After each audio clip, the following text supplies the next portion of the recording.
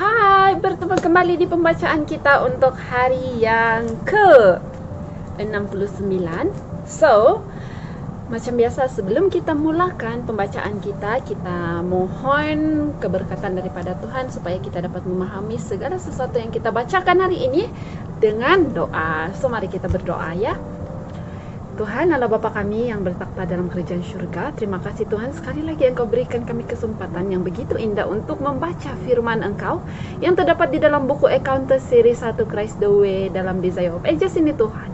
Dan pada saat ini kami memohon agar Engkau hadir sepanjang pembacaan kami melalui Roh Kudus Engkau, agar kami dapat memahami. Engkau berikan kami juga hikmat untuk memudahkan kami memahami segala sesuatu yang kami bacakan, dan kami boleh menjadikan itu kekuatan dan teladan kami sementara menunggu kedatangan yang kedua kali Tuhan. Ampunkan segala dosa pelanggaran kami Tuhan. Saya serahkan seluruh pembacaan, waktu-waktu pembacaan kami dalam tangan-Mu, dalam nama Bapa Tuhan Yesus Kristus yang telah menjadi juru selamat dan penebus kami semua. Amin. So, jom kita baca hari yang ke-69, Desire of Ages, nomor 198 hingga 200. Akan tetapi, ia tahu juga bahwa Bapa itu telah mengadakan syarat-syarat dalam fikirannya mengenai imannya pada Yesus. Kecuali permohonannya itu dikabulkan, ia tidak akan mau menerima dia sebagai Mesias.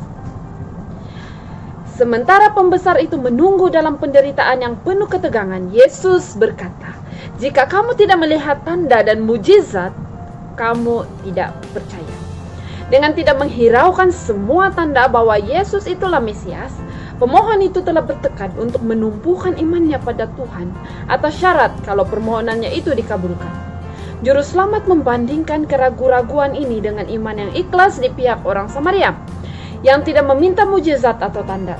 Sabdanya, bukti keilahiannya yang selalu nyata, mengandung suatu kuasa meyakinkan yang menjamah hati mereka.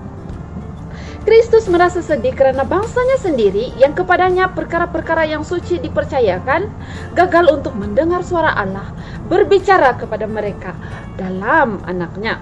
Namun demikian, bangsawan itu mempunyai sedikit iman, sebab itu ia datang untuk memohonkan apa yang baginya merupakan yang terindah dari segala berkat. Yesus mempunyai karunia yang lebih besar untuk dianugerahkannya. Ia ingin bukan sahaja menyembuhkan anak itu, tetapi juga mengusahakan agar pembesar itu dan seluruh rumah tangganya turut menikmati berkat-berkat keselamatan serta menyalakan sebuah terang di Kapernaum yang tidak lama lagi akan menjadi ladang pekerjaannya. Tetapi bangsawan itu harus lebih dahulu menyadari keperluannya sebelum ia merindukan rahmat Kristus. Pegawai istana ini mewakili banyak orang dari kalangan bangsanya. Mereka menaruh perhatian pada Yesus karena motif yang mementingkan diri.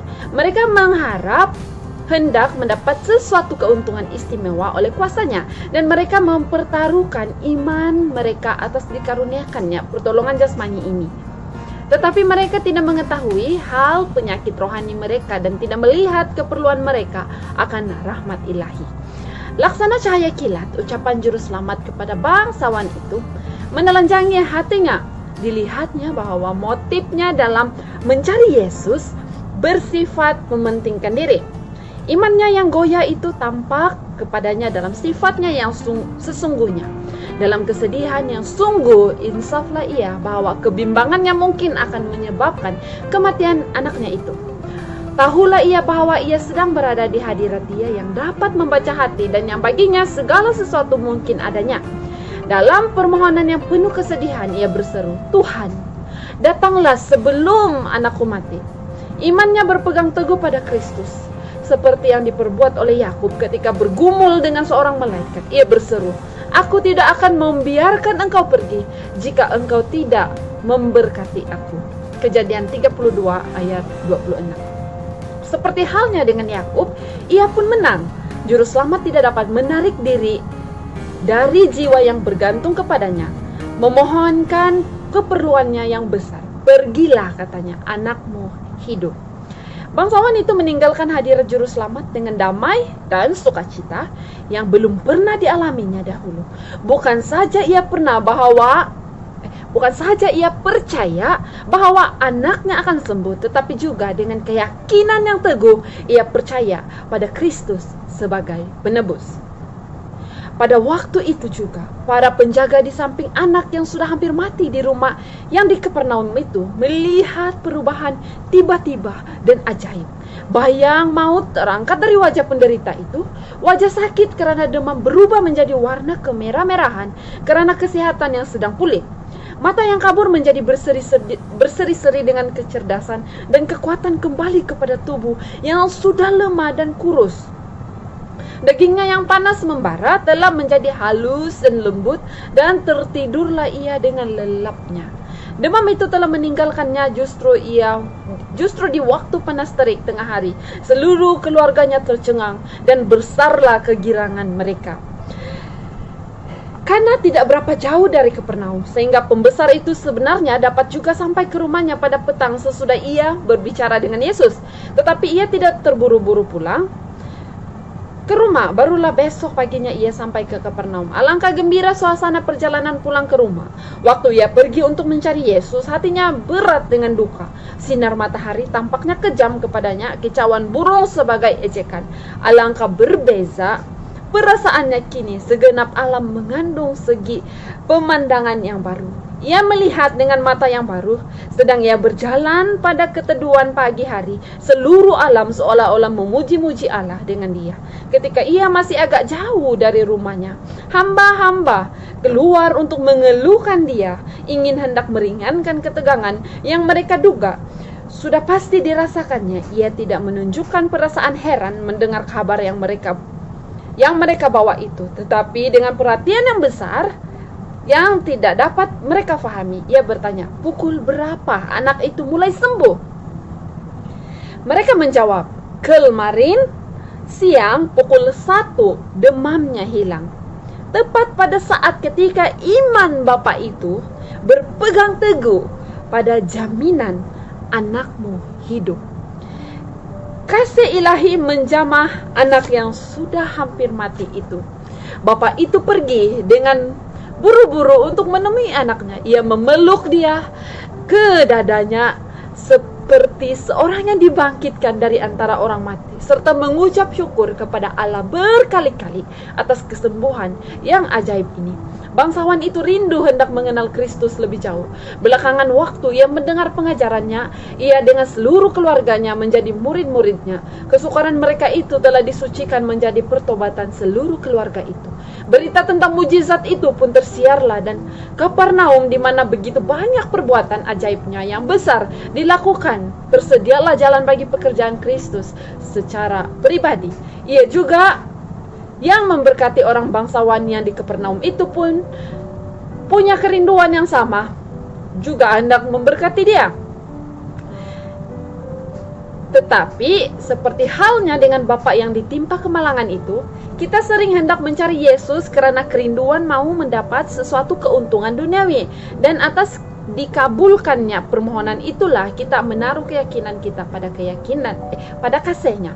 Juru Selamat rindu hendak mengaruniakan kepada kita sesuatu berkat yang lebih besar daripada yang kita pohonkan, dan ia menunda jawaban kepada permohonan kita itu supaya ia dapat menunjukkan kepada kita keburukan hati kita dan keperluan kita yang besar akan rahmat-Nya.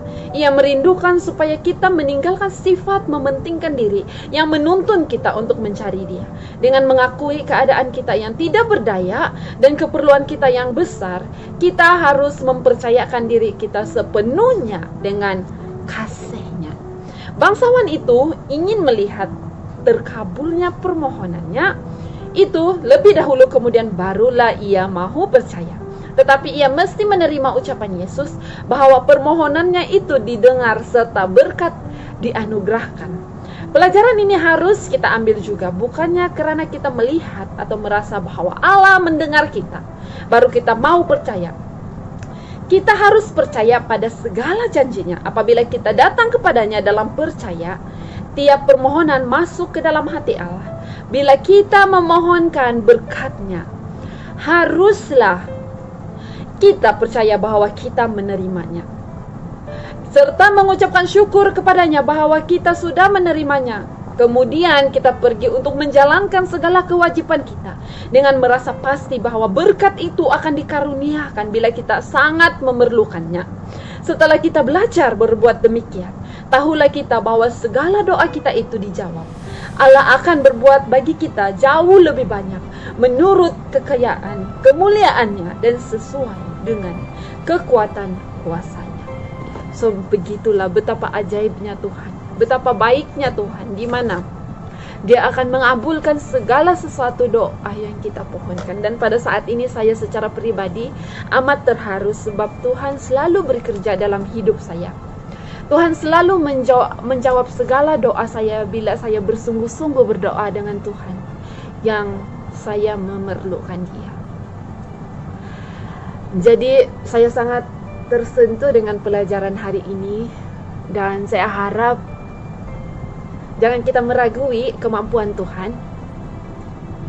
Jangan kita tidak percaya tentang kemampuan Tuhan dan segala sesuatu masalah yang kita hadapi, segala sesuatu keinginan, segala sesuatu permohonan kita, pergumulan dalam hidup, sesedih mana, sesakit manapun, percayalah bahwa Tuhan mendengarkan Anda. Oke. So mari kita akhiri pembacaan kita hari ini dengan doa.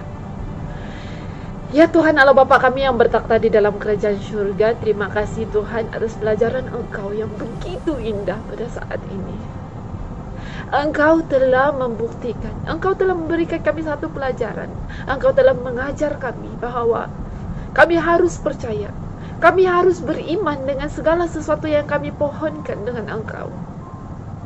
Terima kasih Tuhan karena begitu banyak berkat yang Engkau sudah berikan di dalam hidup saya secara pribadi. Biarlah Engkau juga menjamah hati semua orang di luar sana. Engkau juga menjawab segala keperluan mereka, segala permintaan doa mereka Tuhan. Ampunkan segala dosa, pelanggaran kami Tuhan. Terima kasih sangat-sangat karena Engkau sudah menjawab segala keperluan kami, segala keperluan permohonan kami melalui doa. Terima kasih Tuhan karena Engkau sudah mendengarkan doa ini. Semua ini saya serahkan dalam nama Tuhan Yesus Kristus yang telah menjadi juru selamat dan penebus kami semua. Amin. So terima kasih semua. Sorry sebab hari ini agak terharu sedikit membaca renungan yang kita sama-sama telah dengarkan dan pembacaan kita. So jangan lupa untuk bersama dengan saya esok hari yang ke-70, okay? So kita sama-sama berkongsikan berkat-berkat Tuhan, dan jangan lupa untuk pohonkan kepada Tuhan segala permintaan kamu di dalam doa, dan percaya, pastikan Anda percaya dan beriman bahwa Anda pasti akan dikaruniakan berkat itu. Oke? So sampai di sini sahaja. Terima kasih sekali lagi karena sudah bersama dengan saya, dan saya berharap agar semua Anda di luar sana tetap diberkati. Dan jumpa lagi esok. God bless. Thank you sebab bersama saya. Bye.